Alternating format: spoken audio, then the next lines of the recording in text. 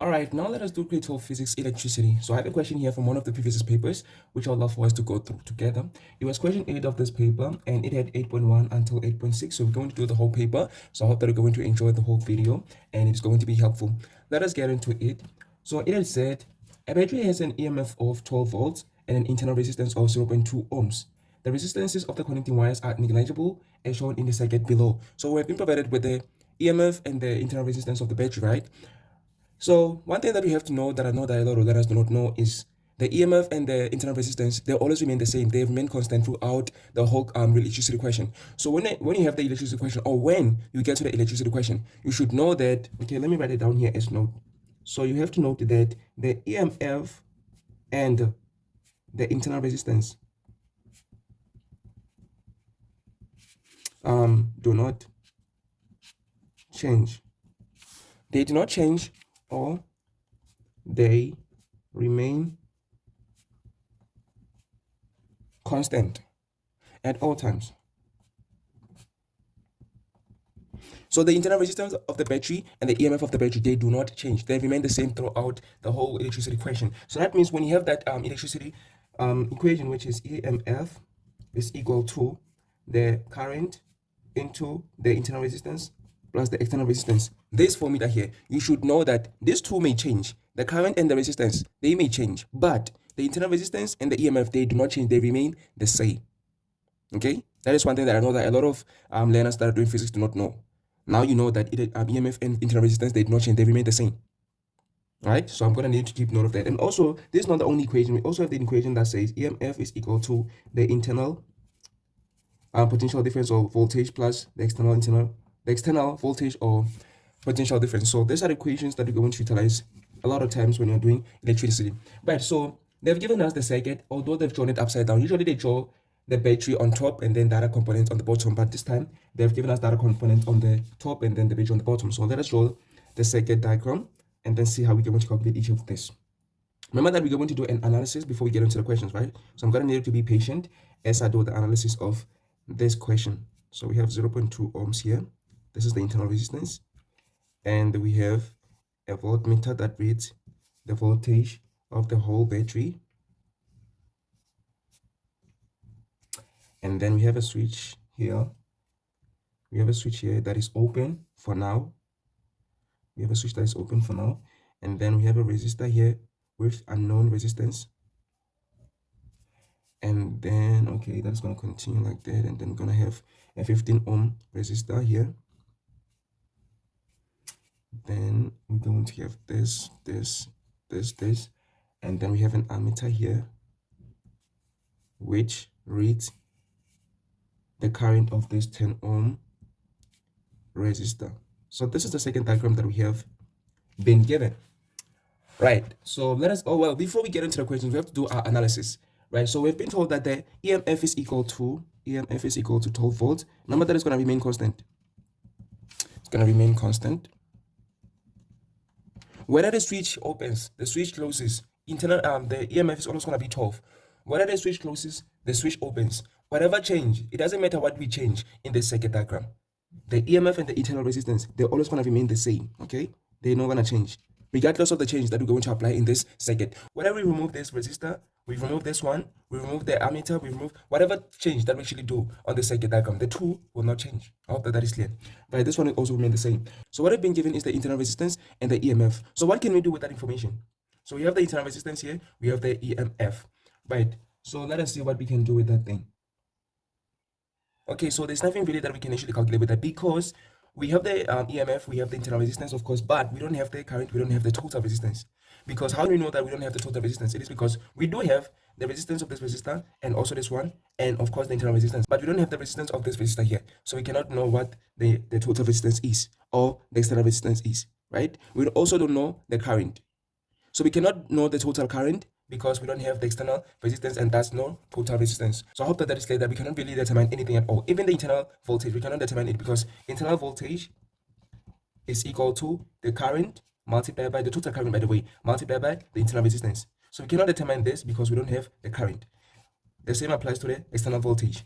We need the total current and external resistance. So since we don't have the total external resistance, we cannot be able to determine this. So there's nothing really that we can really determine. So we're going to have to get more context, or we're going to have to be given more information. So let us get on with tackling the questions and see maybe there's going to be information that we're going to be given. So 8.1 says, what is the meaning of the underlined weights? Which weights are underlined? Oh, a battery has an EMF of 12 volts. What does that mean? So EMF is the total amount of energy dissipated by the battery per unit charge that passes through it. Let me repeat that. Okay, actually, let me write it down, right? So let me shift my camera a little bit to the right so that you can be able to see this. All right, so this is what an EMF is. I'm not yet answering the question. I'm just letting you know the definition of EMF. So EMF, which is the electromotive force, is the total energy dissipated or expended by the battery per unit charge, which is an electron. Charge is an electron per unit charge that passes through it. Through what? Through the battery.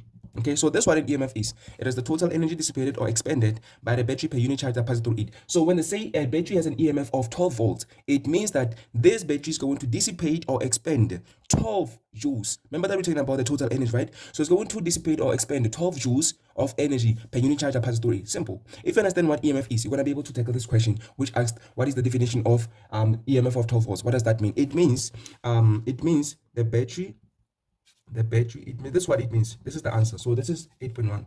8.1 is the battery dissipates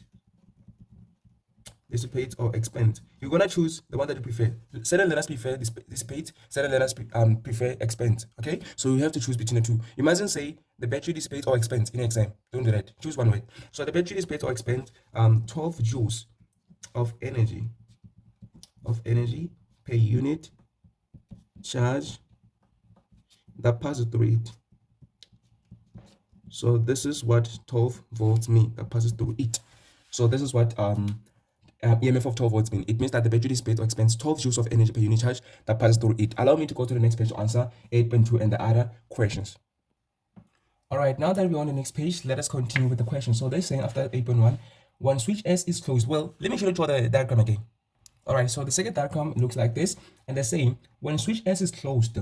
So remember that initially it was open. So this was switch S and was open initially. Oh yeah, well, they say the EMF is 12 volts. So let me note that. All right, so they're saying that when it is closed, the voltmeter reading decreases from 12 volts and the ammeter reading is 0.9 amperes. I'm not going to explain why the voltmeter reading now drops from 12 volts. Honestly speaking, I don't want to explain because I plan to do so in the next videos.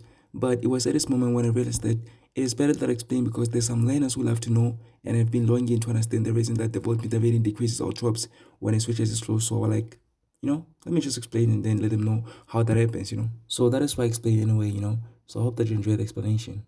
Well, it drops from 12 volts because of now the fact that the switch S has closed. It means that there's going to be current that's going to be passing through this. Right? So as the current passes through this, remember that the current is the rate of the flow of charges. It is the rate at which charges, which is the electrons, passes a point per second or per minute, depending on how you are timing them, right? So if it is per second, of course, it's going to be per second and so on, right? So remember that the current is the rate of the flow of charges. So as the current, okay, well, we're going to close the switch. I thought maybe my explanation in this video was not going to be enough, so like I feel like this little letter that was still going to be able to understand whatever I should explain there. So I thought maybe let me actually explain like separately the microscopic world of the electricity, right? So this was going to happen inside. So I want learners to understand the internal voltage and the internal resistance concept, right? So the internal resistance, let us say that you understand what friction is, you understand what air resistance is, right? So what is going to happen is the battery has the energy, it has the maximum energy. So what it's going to do is it is going to supply each electron with some energy. So if the EMF is 12 volts, the battery is going to give each electron 12 joules of energy. So as the electrons go around the circuit and go through the battery again, there's some chemicals or there's some molecules in the battery, right? So those molecules, because they're bumping into each other like that, they're moving around, they're going to resist the motion of the electrons through the battery. Not that they're going to do that intentionally, but there's going to be like the battery's going to be so closely packed that it's going to be difficult for the electrons to pass through. So we're going to call that internal resistance. So it is the resistance of the battery for the electrons to pass through. Okay, so we call that the internal resistance. The electrons are going to have a difficulty to pass through the battery, or at least they're going to have difficulty in passing through freely, right? So that is what we call the internal resistance of the battery. The fact that the electrons are not going to move freely through the battery, we call that the internal resistance. But as these electrons try to push through the battery, they're going to have to spend some energy Remember that the battery has supplied each electron with 12 joules of energy. So as they go through the battery again, they're going to have to spend some energy, or they're going to have to use some energy to push through. You know that when you try to push something, when you try to push the trolley, you're going to lose the energy, and you're going to expend that energy or transfer that energy into the trolley, so the trolley is going to move.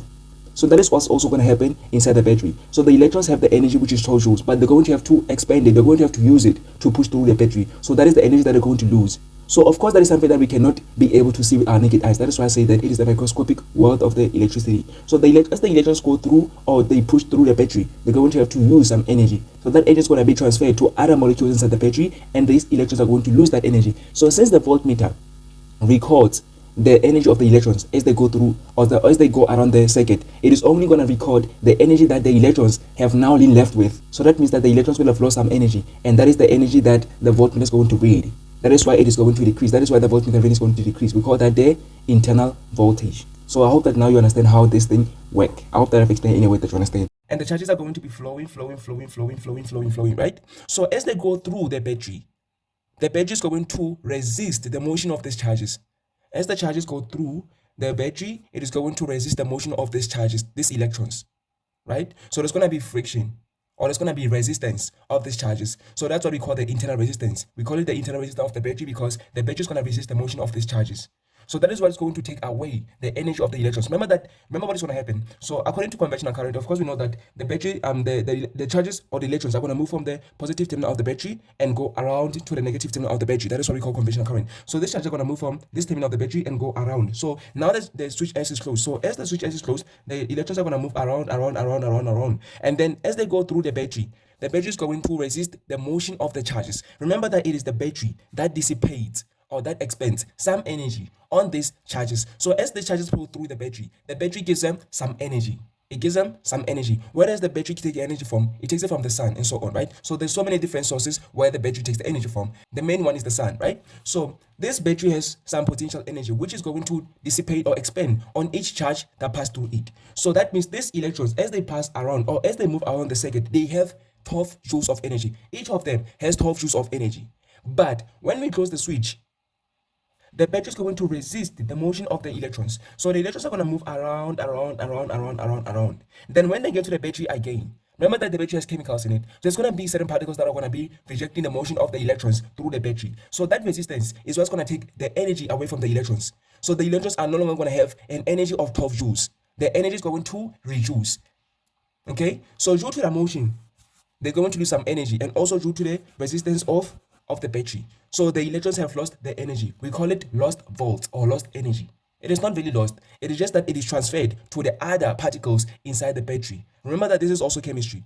The battery has some particles inside of it. It has some chemicals. So there's going to be a share or transfer of energy between the electrons and the chemicals inside the battery. So due to that resistance and due to that transfer of energy, the electrons are going to lose their energy. That is what we're going to call the internal voltage or the lost volt. So that is why now the voltmeter is going to read, it's going to have a reading that is less than the initial reading of 12 volts. So the reading of the voltmeter is going to decrease because it's going to read the amount of energy that the electrons now have. The electrons no longer have 12 joules of energy. They now have less than 12 joules. So the energy that the electrons have is the energy that is going to be read by the voltmeter. So the voltmeter reads the energy that the electrons have as they pass through the battery. So as they pass through the battery, they're not going to have 12 joules. They will have an energy that is less than that. That is why now the voltmeter is going to read, is going to have a lower reading. I hope that I've explained it in a way that is clear and concise and you understand, right? So 8.2 says, explain why the voltmeter reading decreases. Exactly what I've explained. So let us write down what the answer is to this question. So 8.2 says that we should explain why the voltmeter reading decreases. So the voltmeter reading decreases because the battery okay, so let me say the charges, which is the electrons, the charges will or have lost. Okay, I don't like this. 8.2, let me say the charges, which is the electrons, the charges have lost the energy as they go through. Let me shift a little bit. As they go through the battery, as they went, the charges have lost the energy as they went through the battery. So that is what has happened. The charges have lost energy as they went through the battery due to the internal resistance, maybe due to the internal resistance of the battery. There's so many responses to this question, but this is one of them. Internal resistance of the battery. Okay, yeah. So this is just as good as the other responses would be. Let us go to the next question, which is 8.3. Remember that they've given us the ammeter reading. So they said that the ammeter reads 0.9 amperes. So we have 0.9 amperes here, right? So the fact that we have 0. Before we get into the next question, we must do our analysis. Remember that I said that we don't have enough information, so there's nothing that we can calculate. But now we have some information, right? They said that the energy have lost, or well, they said that the voltmeter reading now decreases, but they didn't tell us by how much it decreases. They've also not told us what is the voltmeter reading. So we don't have any information regarding the voltmeter reading, but they've given us the ammeter reading. So with the help of the ammeter reading, we can calculate what the voltage of this 10 ohm resistor.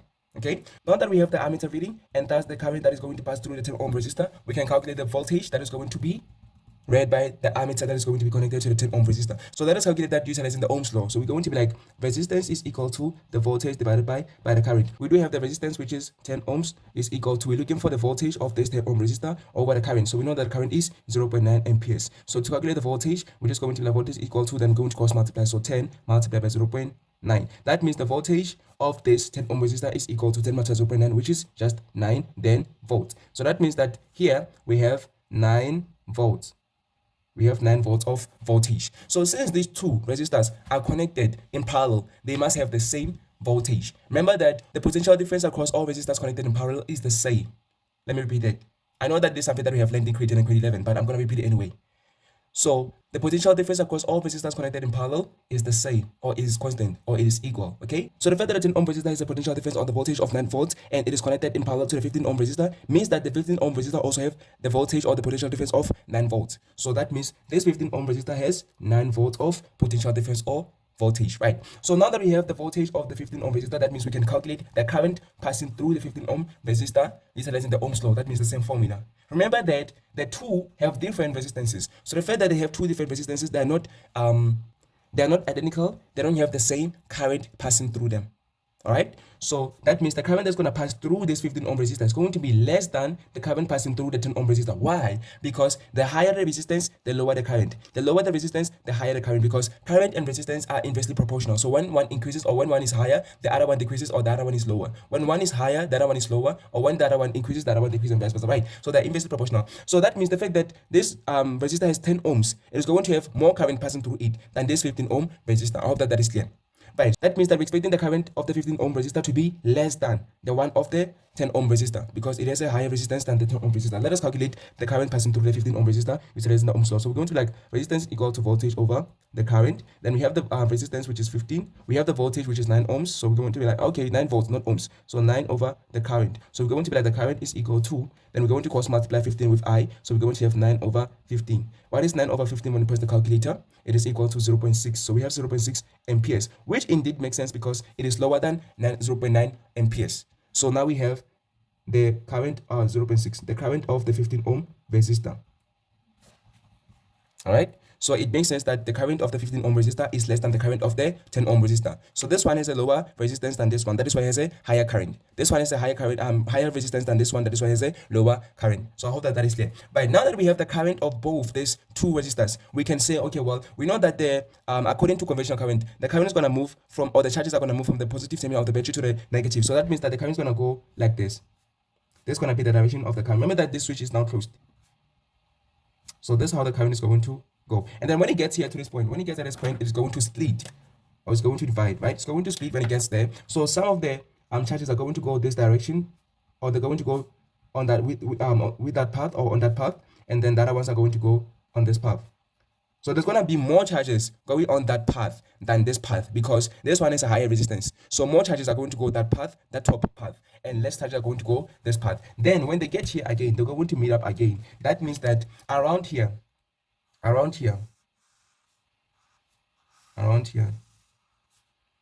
including here, not really including, let me see, not including that. I'm so sorry. I wasn't supposed to do this because this is in parallel. So sorry about this. Not including this one. Just around here. Not even this one, not even this one. All right.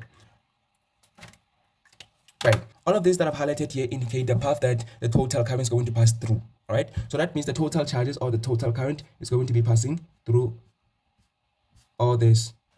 right?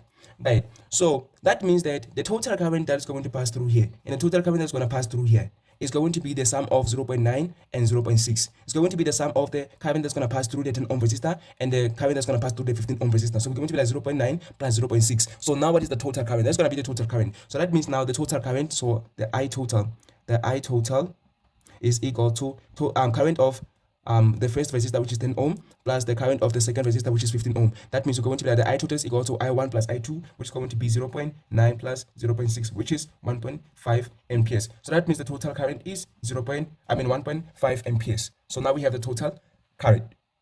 All right, now that we have the total current, we can calculate a whole lot of things. We're still doing our analysis. So because we have the total current, we can go back to our formula. So we're going to be like EMF is equal to we have two formulas. So I, which is the total current, into R plus R. We also have the EMF is equal to V internal plus the V external. So EMF is 12. It is also going to be 12. Regardless of whether the switch is on or off, right? So we're going to have the 12, and then the total current is 1.5. We just calculated that, and then the internal resistance is 0.2. This is it, plus the R external. This is the R external or the external resistance. So we can calculate the external resistance by dividing both sides by 1.5. So this 1.5 is going to cancel this one, and only 0.2 plus the R external or the R load, right? So R external is the same as the R load. So they all mean the external resistance. So what is 12 divided by 1.5? It is 8. So we're going to have 8 here. Then we're going to minus 0.2 on both sides. And that means 7.8 is going to be equal to the external resistance. So we're going to have the external resistance as 7.8 ohms. So that means the external resistance is 7.8 ohms. So now that we have the external resistance, we can calculate what? We can calculate the resistance of that resistor. We're still doing our analysis. We have not yet gotten into the questions, right? So we can calculate the resistance of that resistor. Why? Because the external resistance is only of the resistance of this resistor and the 10 ohm and the 15 ohms. Okay? So that means the external resistance is going to be the sum of the total resistance in a parallel connection plus the resistance of the series connection. So let us calculate that. So we're going to say the external resistance is equal to the R here plus the inverse of this. Because there's only two resistors here, we can calculate the effect of the total resistance in parallel connection by saying 15 multiplied by 10 over 15 plus 10. I hope that you still remember that, but we only do this when there's only two resistors.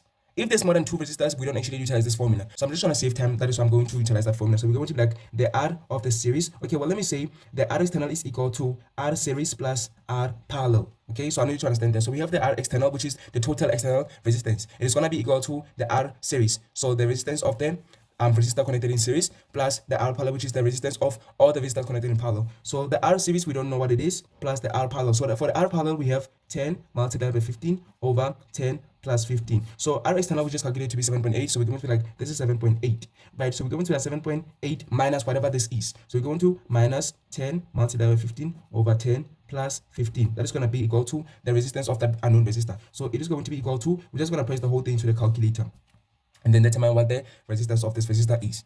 So after pressing the calculator, I get the resistance of this resistor to be equal to 1.8 ohms. Okay, so this is the resistance of this resistor. Remember that we have not gotten into answering the questions. This is just the analysis after they told us the ammeter reading of this ammeter. So after they told us the ammeter reading, this was everything that was possible to be calculated. So we did this by ourselves without even getting to the questions yet. Okay, so this is our full analysis. What else can we calculate? We can also calculate other things like, well, so far we have only utilized this formula and we have calculated the external resistance and also the resistance of that resistor that is unknown. We have only utilized this formula. Let us also utilize this formula and see what the internal voltage is and the external voltage is. Let me go to the next. Actually, let me shift my camera a little bit down so they can be able to see how we're going to calculate the internal voltage and the external voltage. So to calculate the two, internal voltage and external voltage, we're going to utilize the following formula. So we're going to be like the V internal, which is the internal voltage, is equal to I small r. And then the V external is equal to I times R external. Remember that we have R is equal to V over I. That means to calculate the V, or to make V the sum of the formula, we have to multiply both sides by I, multiply by I. Therefore, the I is going to cancel I. Therefore, always, according to the Ohm's law, V is equal to the product of I, which is the current, and the resistance. So this is where I get that from. So that means if you have the V external, then we're going to have R external. If we have the V internal, we're going to have the R internal. I hope that is clear. So the V internal is going to be equal to the total current, because this is the energy lost due to the charges going through the battery. So we're going to have to utilize the total current. So the total current we have calculated to be 1.5 amperes. So going to be like 1.5 multiplied by the internal resistance, which is just 0.2. So 1.5 multiplied by 0.2. Therefore, V internal is going to be equal to 0.75 in it. Nah, it might be 0.3. It must be 0.3. I'm not even sure about that. Let me actually just confirm. Oh yeah, so after confirmation, I can actually tell you that 1.5 multiplied 0.2 is 1.3, then it is volts. That means the internal voltage is 0.3 volts. What about external voltage? Is going to be equal to the total current, which is 1.5 multiplied by the external resistance, which we have calculated to be equal to 7.8. So what is 1.5 multiplied 7.8 equal to? So that means that the external voltage is equal to, let me press into the calculator and see what it is. So after pressing the calculator, I get 11.70 volts. So that means the V external is 11.7 volts. So we could have also calculated this the other way. So besides doing this, you could have said, well, we know that the EMF is equal to V internal plus the V external. So we know that the EMF doesn't change, so it is 12. And we have just calculated the V internal to be 0.3. We could have also calculated the V external like this. So we could have said minus 0.3 minus 0.3. So this is going to cancel that. Therefore, the V external was going to be equal to 11.7 volts. So either way, we're still going to get the V external as 11.7 volts. So I hope that you have understood how we have actually calculated everything here. This is only after we've been provided with the ammeter reading. So just that little hint, we have been able to calculate everything that you see here. And so far, we've only answered 8.1. Is it 8.1 or 8.2? Yeah, it is. Wait, let me see. Okay, we have only answered 8.1 and 8.2. We have not answered any other question. So we've only answered 2 questions, but we have done the full analysis. So let us get into the other questions and see maybe if there's any questions that we have already answered. So 8.3 says, calculate the total current in a second. We have already done that. So that is that. So this is the total current. That is 1.5 amperes. So we've already answered that. 8.4, the resistance of resistor R, we have already answered that. That is 1.8 amperes. So this is the importance of analysis. Once you have analyzed, you're going to have already answered certain questions. So you have to do an analysis. That means this is something that you're going to do in that space provided at the back of the paper. Okay, but you must do this with the pen so that maybe if you make mistakes in the way that you're going to submit, then the markers or the exam, the markers and the marking set are going to go to that space, and also you have to number it so that they know, okay, this is answers to question 8, right? So they're going to go to that space and see maybe you have actually done your rough work. So they're going to also mark that rough work if everything is correct, right? So 8.5 says the power dissipated by the battery. So there's only 2 questions that we have not yet answered. That is 8.5 and 8.6. So 8.6 wants the power dissipated by the battery. So we have to utilize the formula for the power. So how are we going to be able to calculate the power here? Let me show my camera a little bit down so we can be able to see how we're going to calculate that. So for 8.5, we're going to calculate the power utilizing. We have so many different formulas regarding calculating power, but we have to understand the question first. So he wants the power dissipated by the battery. So to calculate the power, we're going to need the voltage of the battery. We're also going to need the current going through the battery. So we can say the power is equal to the voltage multiplied by the current. This formula, you have it at the back of the paper or in the formula sheet. You don't have to memorize it, right? So this is a formula that we can utilize to calculate the power dissipated by the battery. So we're going to be like power is equal to voltage multiplied by the current. So we know that the voltage of the battery, not the voltage read by the voltmeter. Let me repeat that. This is the power dissipated by the battery or the battery. It doesn't matter how you pronounce that, right? So this is the power dissipated by the battery, and we're going to have to utilize the total voltage dissipated by the battery or the total energy dissipated by the battery. Okay, so what is that? That is the EMF. So we're not going to substitute V external, which is 11.7. We're not going to substitute 0.3, which is the V internal. We're going to have to substitute the EMF, which is 12, because this is the power dissipated by the battery. So we're going to have to consider the total voltage or the total energy dissipated by the battery. So this V is going to be this E, which is the EMF. So please don't confuse the two. So we're going to substitute 12 here, which is 12 volts. So the total voltage of the battery, and then the total current, which we have calculated to be 1.5. So we're going to say 12 multiplied by 1.5. And what is that equal to? So the ones that are wondering, how is this going to be awarded 3 marks? It is going to be for the formula, substitution, and the answer. That is how we're going to get the 3 marks. So let us calculate how much power is dissipated by the battery. So after pressing this into the calculator, I get the power dissipated by the battery to be equal to 18 watts. 18 watts. And this is how we calculate the power dissipated by the battery in this question. Then let's go to the next question, which is the last one for the video, 8.6. So 8.6 says, will the ammeter reading increase, decrease, or remain the same if the 15 ohm resistor is removed? Give a reason for the answer. Okay, let me actually go back a little bit up so that you can see the diagram again. All right, so what they're saying is, what is going to happen to the ammeter reading if we eliminate or we remove the 15 ohm resistor? So we're going to now remove the 15 ohm resistor. So that means this is going to be cancelled.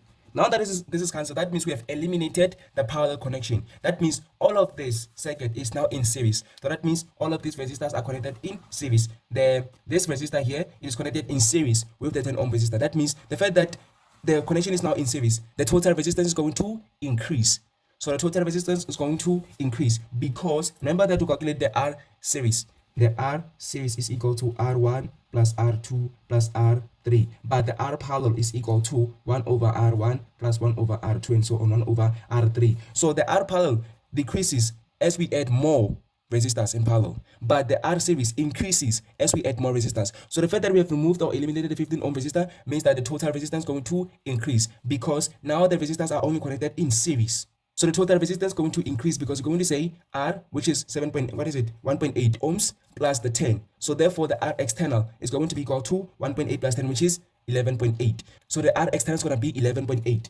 R external is going to be equal to 1.8 plus 10, which is equal to 11.8 ohms. Remember what the R external was initially. R external was 7.8 initially, but now it's going to be 11.8. That means now the R external is going to increase. All right, so the total resistance is going to increase generally. So the fact that the total resistance is going to increase means the current is going to decrease. The total current is going to decrease. Therefore, the ammeter is going to have a lower reading, or its reading is going to decrease. All right, so the answer is going to be decreased because the total resistance is going to increase as we eliminate the 15 ohm resistor. Therefore, the total current is going to decrease. Therefore, the ammeter reading is going to be lower or decrease. So the answer for 8.6 is decrease. And of course, we're going to give the same reason for the answer. So let me shift my camera a little bit down so that I can actually write the answer here. So the answer for 8.6 is that the ammeter reading is going to decrease. What is the reason? The total resistance. The total resistance will increase. So because we know that the current and the resistance are inversely proportional, when the total resistance increase, therefore the total current is going to decrease. Therefore the ammeter reading is going to be less or lower. So I hope that you've actually enjoyed the video and it has been helpful. So I'm going to meet you again in the next video doing maybe another topic. I'll stick with this one depending on how I feel about it. So I hope that you've enjoyed and thank you very much. See you in the next one.